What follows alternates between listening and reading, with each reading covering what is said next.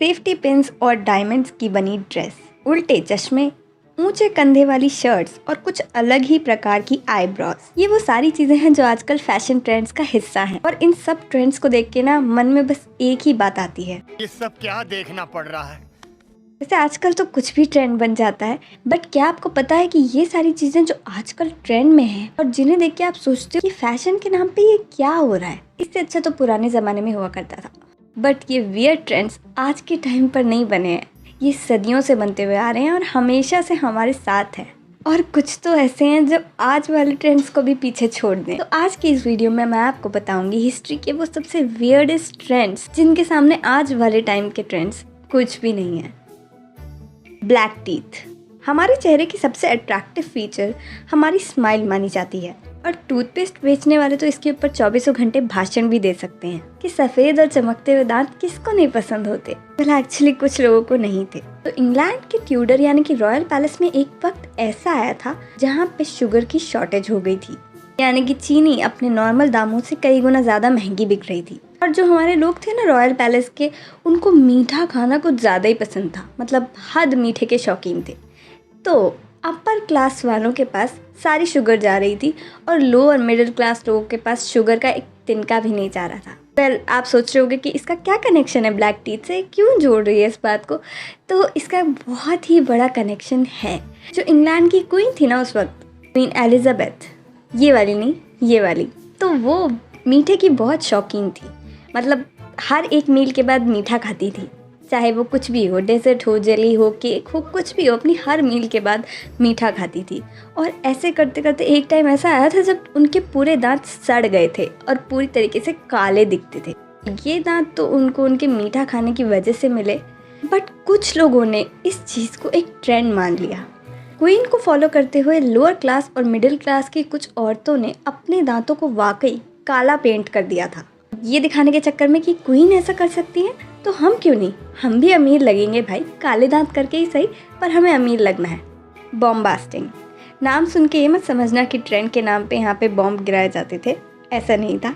अब ये बात भी एलिजाबेथियन एरा के टाइम की ही है, जब आदमी और औरतें दोनों अपने कपड़ों की स्लीव्स में, अपनी बेलीज में कॉटन, वूल ये सब भर लिया करते थे। आप सोचोगे कि खुद को मोटा क्यों दिखाना चाहते हैं लोग, मतलब आज के टाइम पे लोग जिम जाते हैं अपने आप को स्लिम और पूरी तरीके से टोन दिखाने के लिए, और उस टाइम के लोग अपने आप को मोटा दिखाने की कोशिश कर रहे थे अपने कपड़ों में कॉटन, वूल और पता नहीं क्या क्या भर के। तो उस टाइम के लोगों की थिंकिंग ये थी कि अगर वो भरे भरे दिखेंगे ना, मतलब ताज़े तगड़े हेल्दी, तो वो उनकी अमीरी को दर्शाएगा, उनकी वेल्दीनेस को दर्शाएगा। और इसीलिए लोगों ने इसको भी बहुत ट्रेंड में लिया, अपने कपड़ों के अंदर कॉटन भर लेना, वूल भर लेना, अपनी बेलीज में चीज़ें भर लेना, ताकि वो काफ़ी ज़्यादा हेल्दी दिखें और काफ़ी ज़्यादा वेल्दी भी दिखें।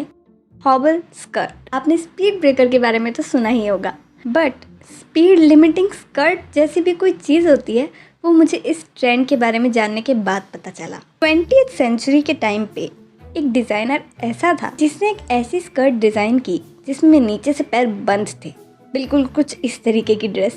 और इस स्कर्ट का नाम हॉबल स्कर्ट इसलिए पड़ा था क्योंकि हॉबल का मतलब होता है जानवरों के पैरों को बांध देना, और ऐसा ही डिज़ाइन कुछ इस स्कर्ट का भी था जिसमें नीचे से औरतों के पैर बंधे रहते थे।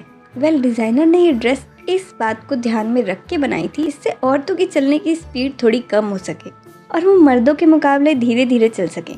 क्लियरली दिखाता है कि उस टाइम की थिंकिंग क्या चल रही थी लोगों की।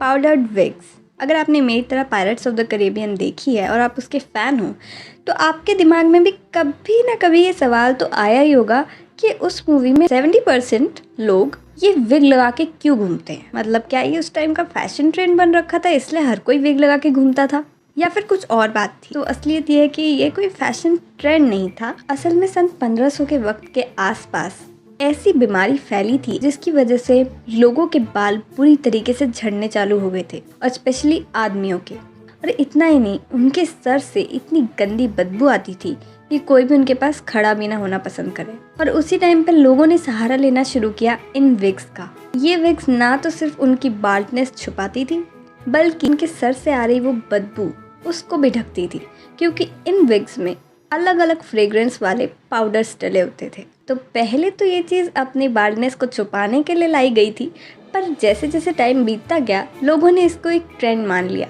और उसके बाद से तो ये विग जैसे मानो फैशन का हिस्सा बन गई थी। The macaroni. अगर आज के टाइम पे रणवीर सिंह के फैशन सेंस को आप अजीब मानते हो तो शायद ये हिस्टोरिकल फैशन और ये आदमी आपको गलत प्रूफ कर देंगे। बात है मिड 70s के टाइम की, जहाँ पे एक आदमी था जिसने इटालियन फैशन को अलग ही लेवल पे पहुँचा दिया था अपनी कुतुब मीनार जितनी बड़ी विग के साथ, जिस पे छोटी सी टोपी चेरी ऑन द केक का काम कर रही थी और साथ ही साथ flashy waistcoats, bright stockings और फैंसी बकल्ड शूज़। और इसे मैक्रोनी फैशन नाम दिया गया था क्योंकि इटालियंस को मैक्रोनी काफ़ी ज़्यादा पसंद थी। और अगर आप ये फैशन देखोगे ना तो आप कहोगे कि रणवीर सिंह शायद यहीं से इंस्पायर्ड है, तो हम उनको पूरी तरीके से ब्लेम नहीं कर सकते कि उनका फैशन सेंस अच्छा नहीं है। ये थे हिस्ट्री के कुछ वियर्डेस्ट फैशन ट्रेंड्स जिनके बारे में मैंने आपको आज इस वीडियो में बताया है। अगर आपको इसका पार्ट 2 चाहिए तो मुझे कमेंट सेक्शन में लिख के बताइएगा। साथ ही साथ चैनल को सब्सक्राइब भी कर दीजिएगा।